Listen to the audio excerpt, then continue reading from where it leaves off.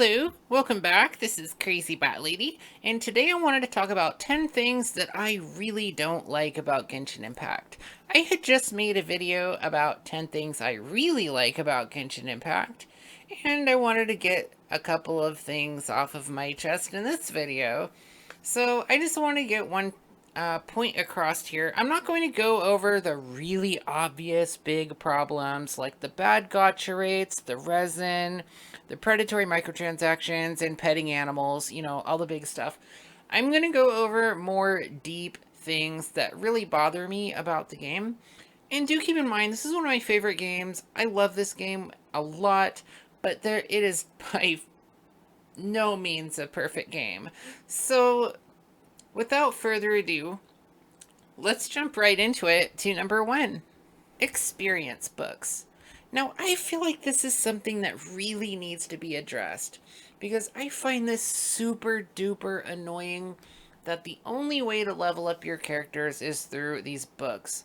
No, I just think that is the dumbest thing to do in a game, is to have the only way to level up be through a very limited resource that you can only get through resin and events. I mean, I'm used to playing games, even gacha games, that you level up your characters by beating monsters, beating levels, etc., etc. And, well, yes, you do get some experience from killing monsters. It's not enough. It's not enough at all.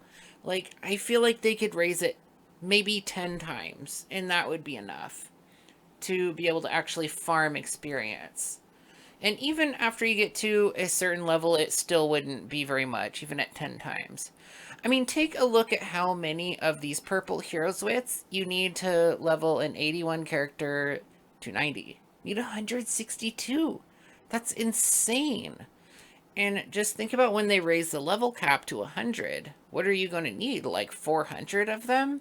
I mean, this is a serious problem just because of how limited they are. If they dropped from enemies, that would be a completely different story. I feel like that would solve the problem.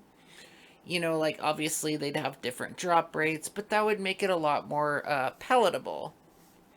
It's just, I'm fine with all of the talents and the ascension materials, but that's just another thing that really doesn't need to be added on to the list of things to level your characters. So yeah, that's all I have to say about those. Now on to number two, time gating. Now, time gating is a serious problem in Genshin Impact, especially to me. Just everything you can think of is locked behind time gating in some sort of way. You got your weekly bosses that hardly drop what you want anyhow. You've got events, you've got resin, you've got mora, you've got monster materials, you've got flora and mushrooms, and some of those don't respawn for like 3 days. And there's even quests that you have to keep coming back day after day, such as the one on Surumi Island, which I loved that quest, but I didn't like how I had to wait a whole day to progress in it, although it was really neat. There's also been other quests like that, and it's stressful because you have to keep track of what the timing on things are. It's like I constantly am going to places, like say to kill an enemy or to go to investigation spot, and it's like, oh, it hasn't respawned yet, I gotta wait. Or an event like the Labyrinth Warriors event that just came out. I find that really fun and I wanted to just play it, but I can only do one dungeon, and then I had to wait 3 days, and then wait 3 days again, and so on and so forth. And that just gets really old to me. It stresses me out. Sure, it gives me time to play other games, but I just wish not everything was locked behind some form of time gating. So, I mean, think about it. Can you think of anything in this game that isn't locked behind time gating? There's nothing you can farm infinitely at all, which is actually quite a shame. But anyhow, moving on to number three. Okay, now In my other video, I also mentioned events, but the positive part of events. Now I'm going to mention the negative part of events, which is this. I noticed this in my alt account, and also literally everybody I know in real life cannot do these events because of the high requirement. You have to finish all the Archon quests to do them, which makes no sense to me, especially the music one. Like, come on. Is there any point to this? It's not like those give away major spoilers, either of them. I just think that's too high of a requirement. Like, first of all, you have to get to Inazuma. Second of all, you have to finish, like, oh my god, hours and hours and hours of quests. And this is really counterproductive, and I don't see why the company would choose to do this. If they want MiHoYo to, if MiHoYo wants people to enjoy the quests, they shouldn't have to have people rush through them like that, because I'm sure so many people are just rushing through the quests just so they can play the more recent content, which is kind of messed up. Like, I mean, this isn't a problem for me personally, but on my alt account, this has been a huge problem, and I've missed out on almost every event that's came out since I created that account because they're all in Inazuma, or they have a higher requirement like Complete Wishes, which is the last Archon quest available. And I just think that's a little insane. Not to mention how short-lived these events usually are. A lot of people are busy. A lot of people have busy lives, and they want to get, say, the fish sword or whatever, but these events go away so fast. And yes, of course, there's going to be more events, but a lot of things such as the Festering Desire or the Sea Lord probably aren't going to come back. At least for a very, very long time, they're not going to.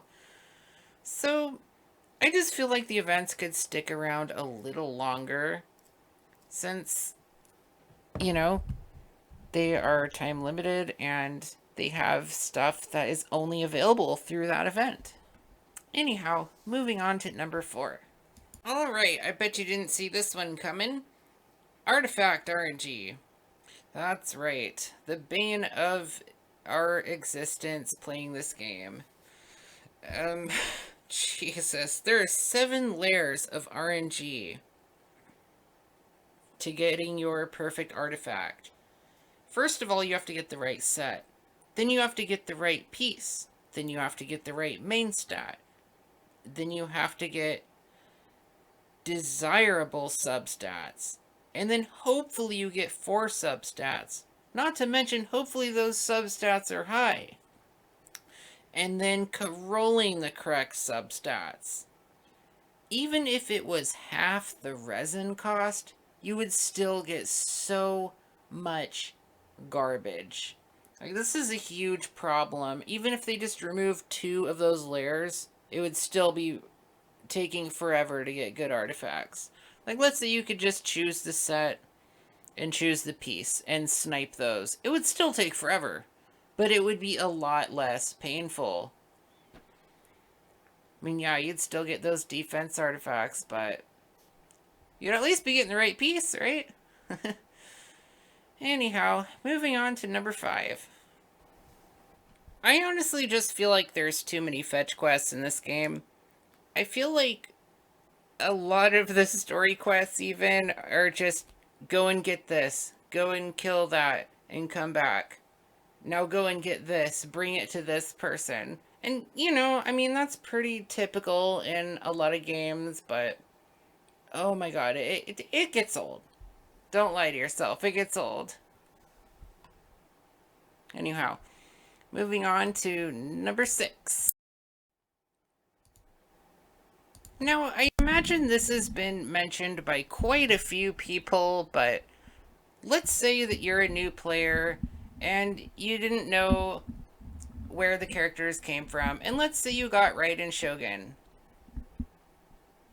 but you can't go to Inazuma for a very long time. So you just have this character that you can't use for a really considerably long time. Imagine after several more regions come out. Like, this has to be addressed. I mean, Imagine just getting into the game and let's say you got Dying Sleep and you had to go all the way to Celestia just to level him up. That would suck ass. Like, I really hope that gets addressed soon because that sounds really terrible for new players. Just saying. Anyhow, number 7. Do you ever feel like the rewards are a little poop? Here's a perfect example of the monthly login. This is... I don't even know why I do this anymore. Like, you get 60 Primo Gems throughout an entire month. That's not even enough for a wish. One wish. And then, at least they changed the foul to Sweet Madame's, right? But, yeah, that's pretty bad. And you ever have this problem where you do some you do some little puzzle, some a lot more complicated than this, like following multiple Sealies around and hitting this, hitting that, only to find out that you got a common chest. I die inside a little bit more every single time I get a common chest from doing puzzles. Come on, MiHoYo, we deserve better than that. Anyhow, moving on to number 8. I love this game so much, and I wish that there was more permanent content. There's always stuff that comes and goes. There's also new islands that are permanent per se, where new enemies will spawn and spawn every day, but once all the treasure chests and puzzles are gone, it honestly feels a little bit empty. And it's a shame that there's not a treasure chest respawn, but what I'm getting at is more permanent content like the Spiral Abyss. Just more things to do on a regular basis that aren't events. And I love events, but permanent content's better because you can play at your own pace. And I've gone into this quite a bit in some other videos, so I won't go on that too much. That's all. I just want some more permanent content, please. Anyhow, number 9 coming up. Now, as mentioned before, there is this problem with events and content coming out that requires you to beat all of the quests, and people are having to power through it. Whether it's your secondary account and you just don't want to have to go through everything again, or you're just trying to catch up with everyone else, there needs to be a skip button on these quests. Because they are very, very long. I love the quests, don't get me wrong, but they are incredibly long, especially to rewatch. And I also wish that there was a function to rewatch quests. Say if you had to really get through one during an event or something because you were busy and you just didn't have the time to watch it and you wanted to watch it at a different time. Of course, you can always do that on YouTube, I suppose. But you can never skip quests from YouTube. So that's a shame. I hope they do add something like that in the future to speed up progression a little bit for people who want to be quick. Anyhow, last one, number 10. So the last thing on my list is the investigation limit. I just cannot figure out why this even exists in the first place, other than to stop people from getting enough artifact XP. But as more and more islands, regions, and things come out, this is going to have to be addressed at some point or another. They're going to have to raise it, whether it's by a little bit or just completely removing it at all, which I would prefer because it just sucks not being able to pick up everything. Because I have this thing, I really want to pick up all the shinies, and I have to like be careful about what I pick up because I only want to get the artifacts or Mora. So yeah, that's kind of a big pain in the butt. Hopefully they'll fix that someday. Well, anyhow, thank you very much for watching this video. And yeah, check out my 10 things I love about Genshin Impact video as well. Do all the YouTube stuff, leave a like and subscribe, and have a nice day. Bye!